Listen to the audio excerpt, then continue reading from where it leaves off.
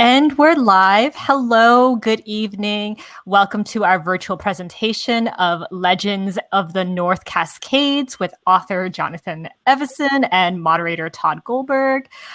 We have signed book plates available for those who purchase a book tonight. Just click on the green purchase button directly below the viewer's screen. It'll take you to our website where you can complete your purchase. Just make sure to write signed book plate in the order comments when you're checking out your cart. So we have that reserved for you. Also, this event includes an audience Q&A. To submit your questions, please use the Ask a Question button at the very bottom of the screen. You can also vote for any questions you'd like, and they'll make their way to the top of the list. Okay, so with that said, let me introduce our guests, and then we can get the conversation started. So Jonathan Evison is the author of All About Lulu, which won critical acclaim, including the Washington State Book Award. In 2009, he was awarded a Richard Buckley Fellowship from the Christopher Isherwood Foundation. And his book, The Revised Fundamentals of Caregiving, was published in August 2012, and in 2016 was released as a Netflix original film. And joining him tonight is our moderator, Todd Goldberg, the New York Times bestselling author of over a dozen books, including The Low Desert, Gangsterland, The House of Secrets, and the popular Burn Notice series. So with that said, I'm going to turn off my camera and hand things over to Todd. Enjoy. Before we hand it over to Todd, I want to thank Todd. And also another Todd Goldberg book I love was Other Resort Cities. I did write that one, yes. I think that was the first book I read by you. I mean, like I think maybe the first time I met you, which is, of course, every time I see you is in the LA Times buffet pretty much, or at a party. I really want to thank Todd for doing this for me tonight, being so gracious to host me, especially having just come off of doing like 40 Zoom events to support his own book. I hate asking this favor of people, but I'm just so thrilled to be with him because I feel very simpatico with Todd. He's just a funny, gregarious guy as well as an amazing writer. And so I want to say thanks for doing this for me. It's so much better than doing it alone. Thank you. My pleasure. Happy to do it. And you know what? The best part about this is, Johnny, is it got me to actually sit down and quietly read a book over 3 nights and just be able to fall into a world where I'm not doing anything but thinking about, oh my God, why is this guy so fucking talented? What am I going to talk to him about for all these hours? Whose book were you reading? Well, then I read yours, and I thought, well, we'll talk about this other guy's book. Well, thank you, everybody, for coming. Looks like it got you to clean your office back there, too. Yeah. It's looking good. Everything is right there, and everything has a place. I have this green screen because I'm at my neighbor's house, and he's kind of a cat person. And when I say, I mean, there's no shopping cart yet, but it's this beautiful sunroom around me, but he uses it like it looks like a basement. There's like 9 bikes in here and like boxes stacked up. This could be like, it looks like it could be the, I wish you could see it. It looks like it could be like the atrium of a like 5-star hotel if you really put some potted plants or something in here, but it's just bicycles and car parts. Well, the nice thing for us watching you now is with the green screen, we can put on our own background when we start editing this at home. So let me say nice things about you, sir, and we'll get started to the official live portion of the show. So I am Todd Goldberg. I'm thrilled to death to be here with Jonathan Evison. I'm a huge fan of John's. I've read all of his books, and I should also note that my brother's favorite book is one of Johnny's. So that's even more important. You're a Goldberg family treasure. I love it. I look forward to getting together with both of you guys at once and breaking bread Goldberg style. Well, you won't have much bread to eat when the Goldbergs are there. This new book of Johnny's, Legends of the North Cascades, which came out just a week ago, is, I think, a departure, but also a reminder of earlier books. You know, it's not what readers are used to for the last 3 or 4 books of yours, but I think it will remind readers a little bit of West of Here, which is my brother's favorite book. But there's so much in this amazing novel. And I got to tell you, like, as I was reading it, I was thinking about books as disparate as First Blood, which is the David Morrell novel that kicked off Rambo. I've got that a couple times. I've never seen it. Now that I know Brian Dennehy's in it, I have to see it. I've actually seen it. In the Lake of the Woods, the great Tim O'Brien novel. And then also just your own work. And I'm excited to talk about everything in every part of this book because you do so much crazy stuff. You know, I don't think anyone was expecting when they picked up a new Jonathan Evison book, that they might also get a little Clan of the Cave Bear. But indeed, you get a little Clan of the Cave Bear as well. So we got a good conversation that we're going to have. If you have a question, go ahead and put it in the box, and we will absolutely get to it. But let's get started. So fantastic novel, Johnny. I loved it.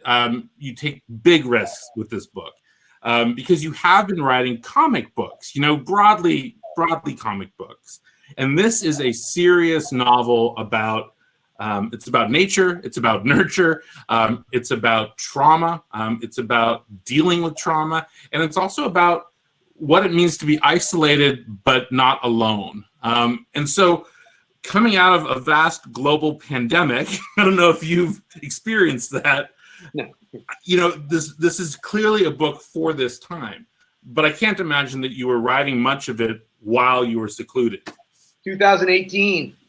So really? Yeah, self-isolation just happens to be the theme of the book. I wasn't trying to be prescient, really. I think it's a theme I return to quite often, actually. I mean, just because it's so dramatically loaded, the dichotomy between, the self and community, alone, together, you know what I mean? It's just already sort of fraught with drama.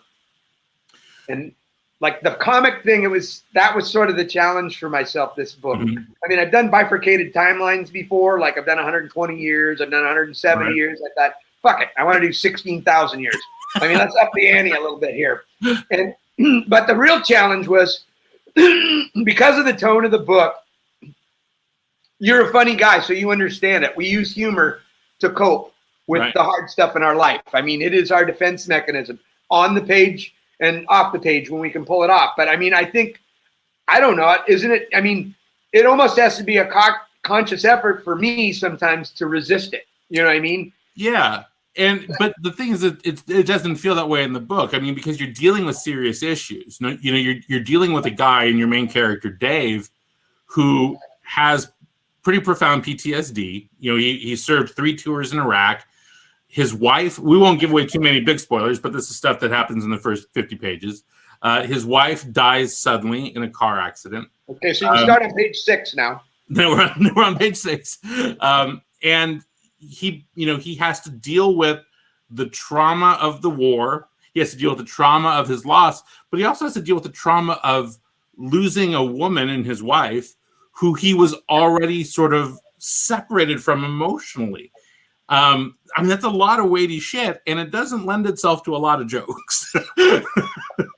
So, but, I mean, in a way, but provides fundamental caregiving is like a guy that loses both of his kids in an accident he feels responsible for. His wife leaves him. I mean, it's just as heavy, but it's just sort of a conscious decision to, like, that's how I've dealt with my life trauma. So that's Ben's a character who has the same faculties as me. You know what I mean? He's more me. Whereas with Dave, I had to view this world through this lens of a guy who's carrying a lot more baggage, whose trauma doesn't look anything like mine, who makes decisions I would never make, but who I do have certain things in common with, like the fact that he's so, as a parent, I actually respect Dave, even though the decisions he makes, you have to see, he makes bad decisions. Some readers won't forgive him for those decisions. I will, because, I mean, I think he's got a ton of pathos.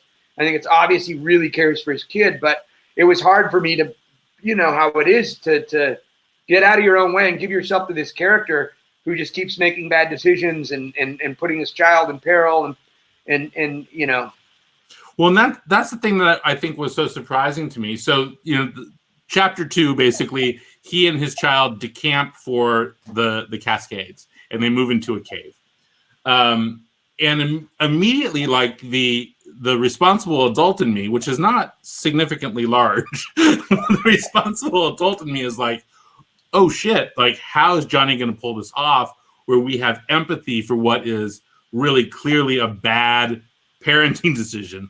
But then you start to think about it, and he's more adept in the natural world than he is in society. His child has a better life in the natural world than she does in society. And you begin to start to see the logic of the character, and that's when you begin to see also the logic of you fucking with us by making us feel that way. It's extraordinarily deft storytelling, Johnny. Well, thank you. And you write about gangsters. sometimes the harder the character is to redeem, the better the character, the more you actually empathize with the character in the long run. Because I mean, people ask me like, what's your trick to writing good characters or whatever? And I mean, my first answer is like, they all have a really healthy a lot of self-loathing. I have a lot of it myself too, so it comes very natural to me. The only place I really like myself is on the page. Everywhere else, I just, oh God, my inner voice is just like, what did you just, it's just, he's relentless, he's ruthless. Comes from my mother, when I give my mother good news growing up. Hey, look, Mom, I got my job in radio. And she's like, are you sure your voice is deep enough? You know what I mean? I go, hey, Mom, I finally got that book advanced. She's like, how much? She's like, is that all? You know what I mean? So it's like, I have that critical voice, and all my characters have it, and I think we all have it on some level. So, like, for me, for a character to be what we call relatable, all they really have to do is, like, really hold themselves accountable and have a healthy amount of self-loathing and really kind of, admittedly show the world one face, but have an interior dialogue that exposes them as just superhuman. Mm-hmm. And by superhuman, I mean very human. Right. And the thing, too, about these characters is that they are ruled by their setting. I mean, and this is something that I suspect you sort of, an adage that you believe in too, which is that sort of setting begets character, begets plot. From a place comes a person, from a person comes a story. But these people, because of where they live and because of the places that they have gone, they are different kinds of people. And I think about this a lot when I write about the desert. Like, desert people are fucked up. Like, if you live in a place where it's 123 degrees, there's something wrong with you. But just the same, people who live up there, like, to choose to live in the rain is a different kind of madness. So I'm sort of interested, like, how much of your own relationship to the setting comes through in the book, and how much of it is you exploring the place itself? Well, like in west of here, I've hiked every trail in the Olympics. I've gone over the high divide, the low divide. I've been up all 13 river valleys. The North Cascades for me is still something I'm just enamored with. And I've done some hiking in there, but not nearly to the extent. So it was kind of a wish fulfillment for me more than west of here, which was really out of my, really more within my purview as having hiked it. And what I did is I didn't name specific places or anything, because the last thing you want to do is piss off a mountaineer that's like, that Forest Road 6760 starts 18 miles out of Linden. And you've got it, you know how that goes. You really don't want to hit any false notes. So I sort of Bundy after your ass. But they have the nature of the North Cascades, which is a uniquely rugged, very vertical mountain range, very, just because of the way it's, it used to be the Cordilleran ice sheet, you know what I mean? And those mountains have come up, and in geological time, they've gone back under the surface and poked back up. And it's nuts when you start studying just the geology of that place. And did you know this stuff already before you started to write the book, or was this stuff that you were studying as you were going along? Most of it as I went along. I mean, I had a cursory knowledge of the geologic stuff just because I'm just into mountains, and hiking. Right. And like I said, it's just hard for me to get to the North Cascades. I live on the peninsula. I mean, the Olympics are out my back door. But so getting there is difficult because I can get over a ferry and I got to drive up through there. So it's just more of a secret yearning to really get up in there. And I haven't. Someday I want to go to the Stewarts, which is a range. It's inside the North Cascades. It's really on the interior. And I think only a certain amount of people can go there and stuff. And I would love to do that. But now I got a gaggle of kids. It's just like, I mean, I'm lucky to get 2 days a week to write. So I'm not going to much less hike. See, this is the difference between you and me. You want to go hike all these mountain peaks. I just want to go to like a Radisson in Reno. Like, that's the dream. Get me to a Radisson. But when you're researching this stuff for this book, did you know also, and we haven't really talked about this yet, did you know when you were reading up on it that you were going to go 16,000 years into the past and write about the ancient peoples of the land? I mean, that was that always in your mind, or did it just show up? Yeah, I was there from the beginning. I just fascinated, I mean, the Cordilleran ice sheet covered this from it covered like 1,500 miles or something. I mean, it was 3 feet thick of ice, and I've always been sort of fascinated with the late Pleistocene, and just some people will call these people. Some people construe them as like Native American, but they're really, I mean, these are cave people. You know what I mean? I don't know if they even have the same mitochondrial DNA or whatever. I mean, this is 16,000 years ago. So there's some acts of brutality and things like that are, I mean, come on, they were eating each other over in Europe. So it's not, you know what I mean? But I remember being a kid and watching Cosmos, loving Carl Sagan. I remember Cosmos, loved it. It was so awesome. That spaceship in the front where he's up in the control room, like, so good. People don't even know. The youngsters don't even know how good we had it. Kids today. This thing about how the human mind, I don't remember, it was like he said the human brain, the human mind, our faculties haven't changed in 120 million years or something like that. Or I don't know if it's that long. I think it was 120,000. I don't know. I'm going to sound like an idiot trying to make up the numbers, but it was a long time. Fine. So when I started out writing cave, late Pleistocene people, my slant on it all along is like, this is a single mother raising her kid. And that's how I was raised. So I know that dynamic, and I sort of wrote them in sort of a modern way in terms of the dynamic.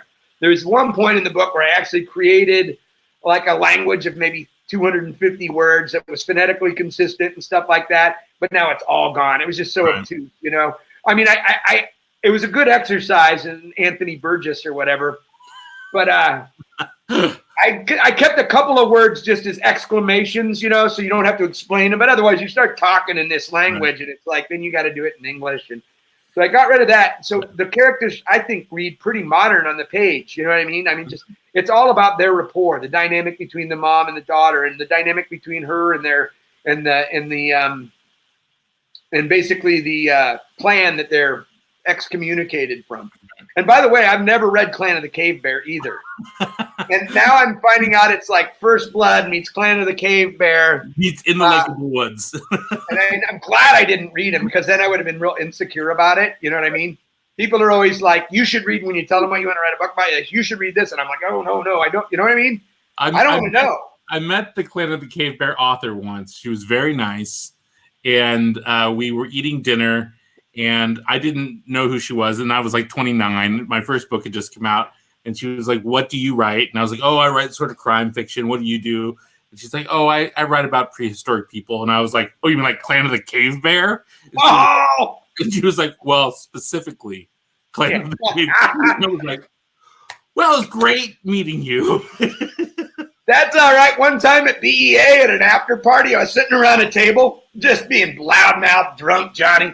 And I started talking shit about Pat Walsh. He was this editor who had screwed over a bunch of, I know. You remember who he was. He's actually a nice guy.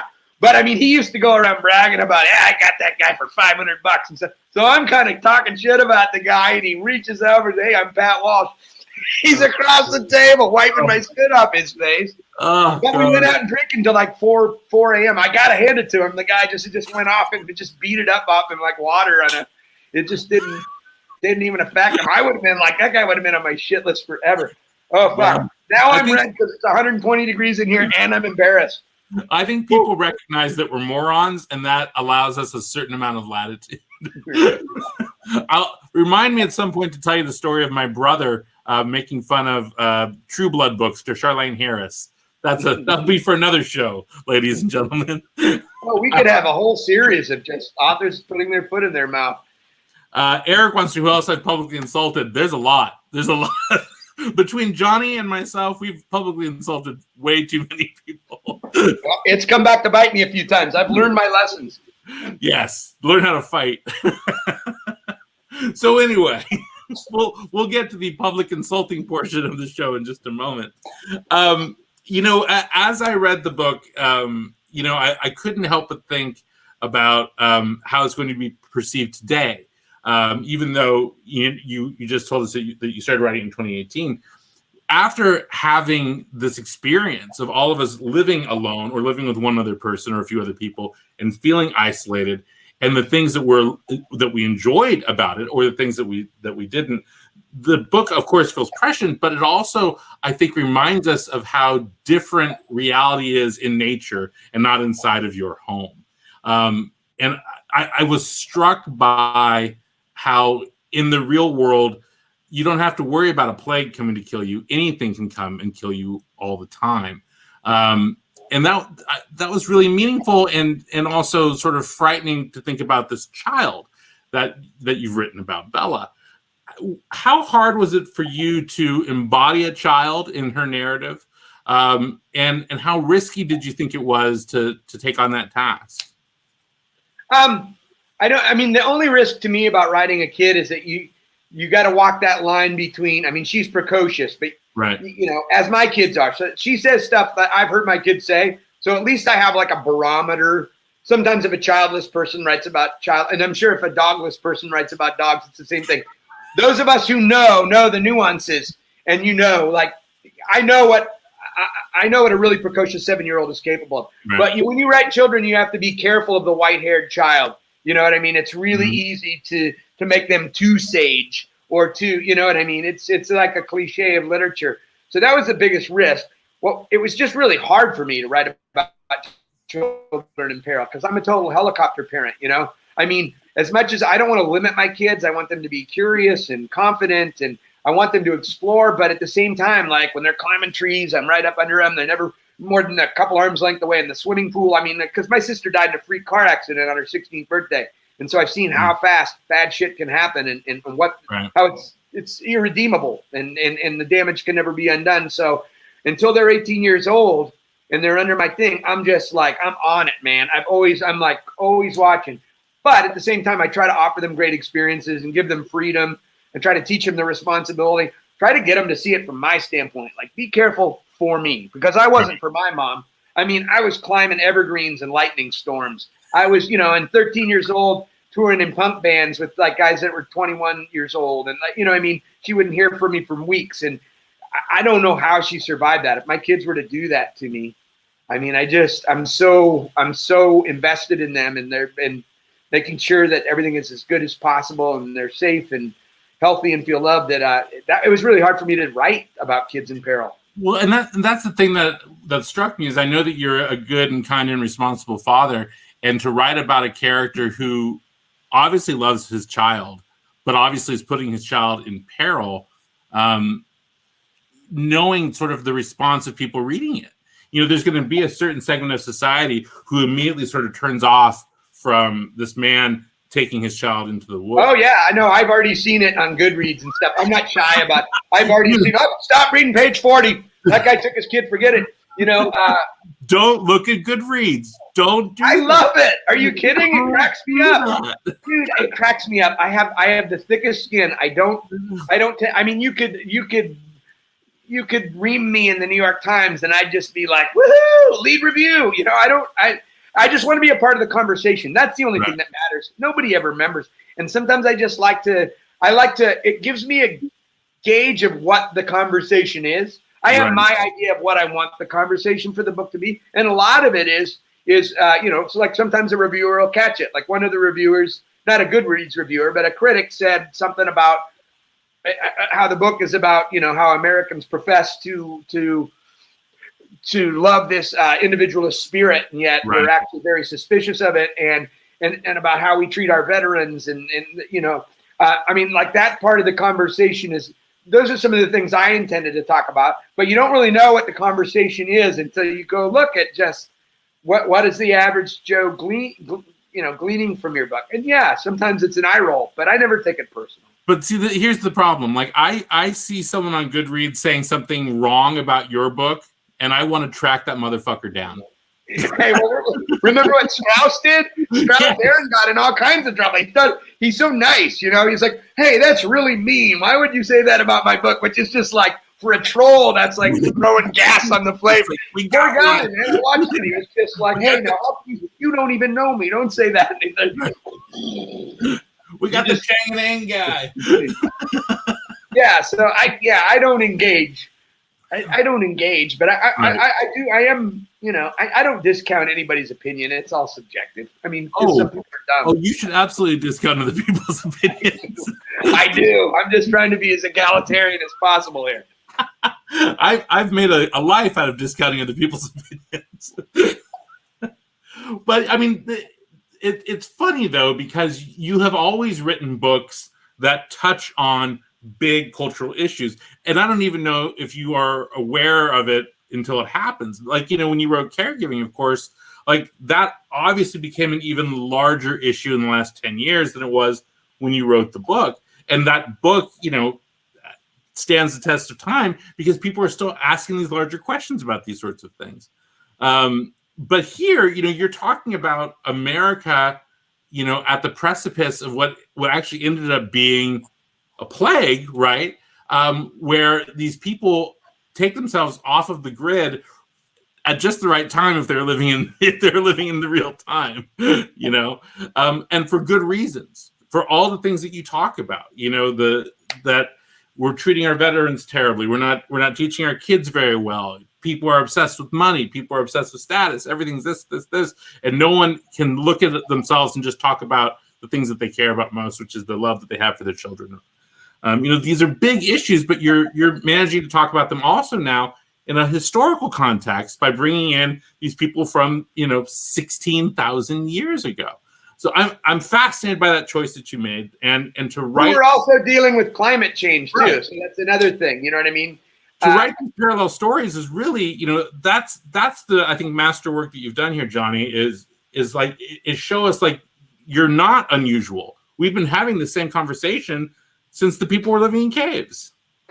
Yeah, and that's what I noticed. I mean, when you talk to elderly people about, we just went through 4 years where we're, all my lefty friends and myself included, I kind of checked out a little bit, did my due diligence, sent my money to where I thought it would help, but kind of hid in the woods with 8 people, with my kids, my mom, my nephew. So I didn't want to write a political polemic, but like, it's kind of like, how before the Nazi Germany happened, you could feel that happening for about 10 years. I could feel us leading to that moment. You know what I mean? I could feel us. I didn't know about the pandemic, but I could see how tribal things were going to get. Mm-hmm. When I was writing that, it wasn't too early to see that things are just going to get more and more tribal. And I didn't want to really, out Dave's political, where he is. I know where he sort of exists on the political spectrum, but I really wanted to avoid that because I really wanted the book to be a universal experience, more about, so I just try to sublimate the themes inside the characters and just give you four relatable characters, basically. And what it allowed me to have that sort of Greek chorus of these other voices from the town and that sort of interview format. I love. Very cool. Yeah. Yeah. I mean, that's one of those devices, though, where, you've probably done stuff where you have a device and then you're like, shit, it's not serving the story. I got to get rid of it. I mean, it has to be a really compelling reason. And the most compelling reason I thought of for having that is because writing a novel about 4 people living separately in a cave, I got to have some other, you know what I mean? It could be like, the shadows are now falling, they're halfway down the wall now, 3/4. I did. So like to bring those voices, I couldn't have all be about isolation because that's where the characters live. So to bring the voices in the community and which are just sort of like this force trying to bring him back, either repelling him, you see why he's repelled by it, but you can also see those voices that are sort of drawing him back. So like even in our isolation, we're never isolated is the idea. You know what I mean? Right. I mean, we're completely isolated at the end of the day because we die alone. But like community is just so much a part of the fabric of what we are. I mean, we're not a hardy species. I mean, we're not like a tiger, a Bengal tiger who can just roam the jungle by itself and survive. We need each other to which. Well, it's interesting because what you're talking about within the book reminds me of something interesting about yourself that I wanted to talk to you about, which is your willingness and your ability to talk about publicly your fears and concerns about the things that you're working on. This is one of these things that I'm always stunned by is like you are having a running dialogue online about the books that you're writing and the troubles that you're having and characters that you can't quite pin down and storylines that aren't quite working for you yet. And it's really just a cry for help. I know. Todd Goldberg will read the post and I got your solution here, But it's interesting to me because I think as artists, oftentimes we keep that shit mysterious. Like, oh no, the book comes out and it was always coming along just great. There was never a bad day. Do you view like that, the sort of community involvement in your actual writing process and you're revealing the issues that you have important for you spiritually, artistically? Where does that come into play? Well, I mean, I want to demystify it for the people. Like, my story, we're roughly the same age, but you were published, 10, 12 years before I was. So I'm writing novels in obscurity till 2008. And I don't consider myself a teacher. I mentor a lot.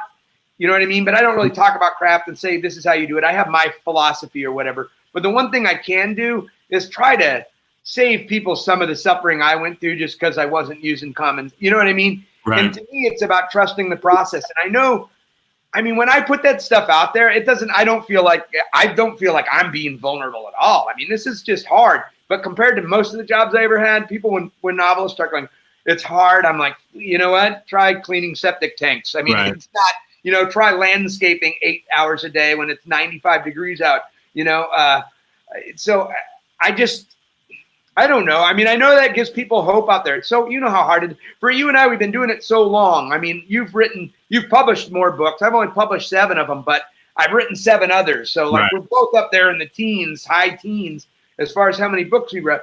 And a lot of stuff comes a little easier now. And it's not stuff you got to be a genius to figure out. It's just stuff you learn by being a veteran. So I look at it as like being the veteran in the locker room, and just like, because I know a lot of the people that follow me on Facebook are people struggling with their first novel or trying to get published or whatever. And I remember how hopeless that can be, but I'm such a sucker for punishment. I miss it. I miss those like late night collating sessions right. at Kinko's at 3 a.m. that all go out with my carpet bomb cover letter that's super pretentious, and just sending those envelopes out. And I miss that daily walk to the daily. I'm going to the mailbox, which of course never delivers good news, because they call you or they email you. It's only going to be rejection.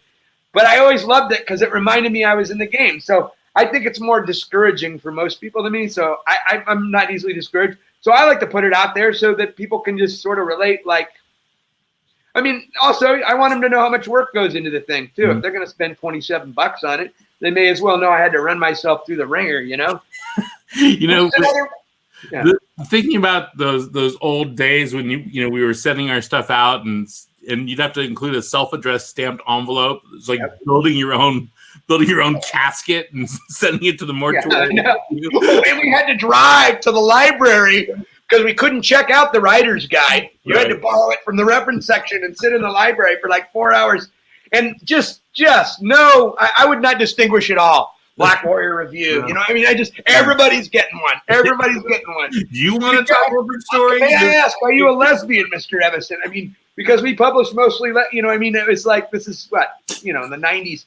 Right. And I would just carpet, no wonder I had no success. I was just.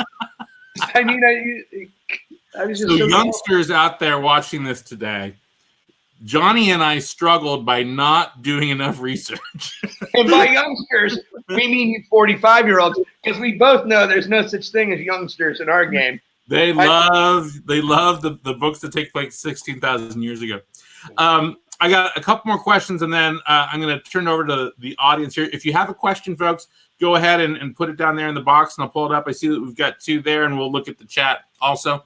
And this is just a big sort of general question for you, which is, I'm curious, what's it like for you when you are laying in bed at night and you're scrolling through the TV and all of a sudden you find yourself playing on Netflix? What is the experience been like of seeing your work on film? It's funny. I don't even really think of it as my work. I mean, they were so nice about it. I was never...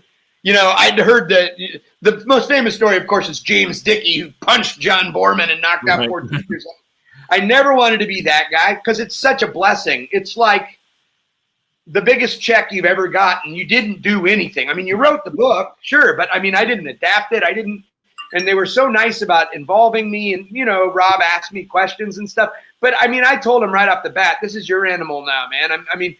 Thanks for picking me out of the 60 books you read to try to, So I was going to be like, what's the worst thing going to happen? I didn't know it would be Netflix at that point. So the way I was framing it was like, the worst thing that's going to happen is they're going to come out of the theater and say, well, the book was better. I mean, it's a win-win. Right. So I think of it as Rob's film, kind of based on my characters or whatever. It was everything I expected it to be. I think it's a sweet movie. I mean, I'm excited. Harriet's in development with Focus right now. And I don't know if it's official, but I guess Laura Dern's producing and wants to act, which is interesting. I mean, I love the Derns. But we'll see. It'll be a different process. I don't. It's just gravy to me. I really want to write books. Right. I don't get that excited about movies. I really don't. I mean, and if I do, they're noirs from 1943. I don't. You know what I mean? I'm not. But honest to God, you could offer me $1 million to go be a showrunner. And I'm like, yeah, $1 million to live in LA for a year? No thanks. I mean, you can do it all via Zoom now. It's a whole new world. But that sounds even worse. When you're on Netflix, though, does Netflix recognize you and recommend your movie to you? Yes, it's just like the books. Yeah, because we check our Amazon review. We're checking our Amazon status. It's like I get that recommendation almost daily. Those are the worst. First time I got it, I'm like, yes, and then I'm like, well, wait a minute. Yeah, I got that email today that I should check out Todd Goldberg's Gangsterland, and I was like, well, I got to stop checking the rankings on my books this week. Need to stop doing that. And so then, of course, the last question. Uh-oh. You just froze. What are you working? Sorry, you just froze.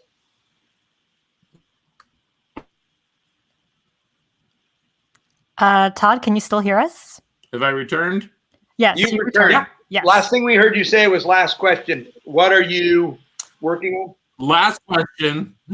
The obligatory last question. What are you working on now? Well, I just finished a Western, and I've been talking. Yes, and I've been talking to your brother about Westerns. I'm like, man, it's been such fun escapism, and I've already done so much research about that period and seen every Western and stuff. But he's like, oh my God, I hate it because I feel like everything I say I got to research, and that was really fun for me. And now I'm writing a book about. So that one's done, and I'm writing this book called Again and Again, which is about ostensibly about reincarnation. So it's going to be like it's kind of a love story over like 2,000 years. Mm-hmm. I am a big fan of love stories about reincarnation. I will watch Somewhere in Time, for instance, all day, every day. He pulls out the penny. The penny. I've never seen it. I'm so bad with movies. Johnny, how have you never seen Somewhere in Time? I don't know, man. I've never seen First Blood. I've never seen First Blood. Well, okay. Tonight, when you go home, you got to go watch Somewhere in Time and then go watch First Blood. Okay. Well, what you got to know is that I have no internet at the cabin, but I have 500 DVDs. I'll have to check. I don't think I have it in there. Somewhere in Time is one of the greatest movies that's ever been made. Well, it's good. Somewhere in Time. All right. Okay, I will. I've got it right here. Somewhere in Time. It's embarrassing to me how bad my film. Part of it is just because, dude, I don't like everybody streams all the time and stuff. I don't. I'm up in the mountains. I literally buy DVDs for 99 cents at the. Well, you might very well own Somewhere in Time then. All right, I'm going to pull some questions from the audience. Oh, Jeannie, one of my students is here. She asks, I love that you write characters that are different from yourself. Which one, presumably from this book, was the most challenging to write? Absolutely Dave, because as we talked to earlier, Dave has so much more baggage than me. When I have to inhabit a character, I really got to inhabit it, which would be a lot easier if I was working 4 hours a day and I could step into it and step out. But because I have all these kids, my writing week is like really condensed into 2.5 days a week, and they're like 12 to 16 hours a day. I mean, so I get there and I just have to get out of my own way and get it. And so living inside of him that was a challenge. Some days you just don't have the emotional energy to actually get into. You can just never kind of break through. You can tinker around with some language, or you can move some text around. You can think about things on a macro level, but some days or at least I just don't have the energy to get out of my own way. And I think a lot of it is just because I have the kids, so I don't have a lot of me time anyway. You know what I mean? So like when I get in a chair by myself, I'm like, man, I just want to sit here and fart and just think about nothing for a minute. But no, I got to give myself up and get inside the head of a guy who's just, you know, mentally, psychologically, and emotionally ravaged, and sort of view this world, which is already a really unkind atmosphere to be living in. That was hard. I mean, I was pretty exhausted at the end of the day some days. I don't know if it's like that for everybody. For me, I'm not, when it's going good, I'm not like, you know, writerly, sipping my coffee, like, what would he do next? I mean, you're just out of your own way and shit. You just set them free inside the story, and they go and they surprise you. I mean, that's the only way to do it. People who outline too much do themselves a disservice, because it's good. While it's good to outline, I think the magic always happens when you get up inside it and just let your unconscious make the associations with you and just get out of your own way, I think. Well, you know, it's funny. I didn't think of Dave as being outside of you, because he talks about things that I've seen you talk about. But maybe, you know, obviously you didn't serve 3 tours of duty in Iraq. You know, your wife hasn't died. All these things, but I mean, this, it's sort of a silly thing. Like, all of our characters are us. We made them. We put our finger on the keyboard and we created them. So they're always a part of us. But his obsessions and his single-mindedness with his obsessions did remind me of what I know of you personally. Yeah, like the football stuff. You know, yeah. That's interesting. Okay. Let's see here. Do you have a favorite character who you relate to the most? And this can be over any of your books. Every single one of them, really. I mean, they all continue to live with me. I'd have to really burrow in on that question, like, which one of your characters would you like to sit down and have a beer with, or who, you know what I mean? That would probably be Craig. But yeah, favorite, I don't know. All of them, I have to love them equally. I mean, even a villain. That's the thing. You have to love them, no matter how flawed they are. For me, I don't think you have to. I don't think Jonathan Franzen loves his characters. I don't think Nabokov necessarily loved his characters, but that's just who I am. If they're not, you know, because I'm trying to get out the other end of this thing and somehow be more expansive. I'm trying to learn something. So when I write outside my purview, I look at it as a chance to learn. But then the onus is on me to get it right. So you mentioned, I didn't do 3 tours in Iraq, but I talked to 4 guys who did. Right. And one guy in particular who was super helpful, and because you can't hit a false note, you know that. Right. I mean, I know you've talked to some guys on the witness protection program, or you can't, you know, you can't, there's certain things you just can't know. Right. And certain, you know, and so I had guys that, especially my friend Paul Van-Knudsen, who I would send him everything I wrote that had anything to do with Dave's service or flashbacks or anything like that. And oh, fuck, dude. I asked him to be brutal, and he was. It was awesome. He's like, what the fuck is that? This sounds like a Navy Federal commercial. I mean, he just kept me really honest, and that's what you want. I mean, because, you know, you hit one false note, and you risk losing the reader. Right. You know, you can't hit and especially, like, if you're going to write a person of color, if you're going to write anybody that's outside of your purview, man, I say we should all be free to write whatever we want. And I don't believe in appropriation in that sense. But I do believe that the onus is on me to get it right. Because if I get it wrong, then by all means, drag me through the court of public opinion over hot coals, roast me, you know, publicly humiliate me. But don't take away my, you know, I mean, because this is why I'm doing this. I'm trying to be a more empathetic person, you know. I'm trying to walk a mile in somebody else's shoes when I do that. I'm trying to be inclusive because America is inclusive. That's the whole, it's like in the fabric of our country. So, like, Small World, my next book that comes out in January, is this big epic. And I mean, I write from sort of every racial, gender, every possible point of view I could think of to attempt so that everybody would have a voice. So it wouldn't be this big, fat, white guy American history. You know what I mean? Yes. And if I do it wrong, I say, fuck, yeah, roast me on it. But please don't say I can't do it. Well, and you know, it's interesting. I think in this book, you know, you take chances with a lot of things. You put the reader in the skin of a woman who lived 16,000 years ago. You also, though, put the reader in the skin of a person who played high school football, and you have to have as much attention to the small details of that life and what it takes to survive in either of those businesses, essentially, to be real.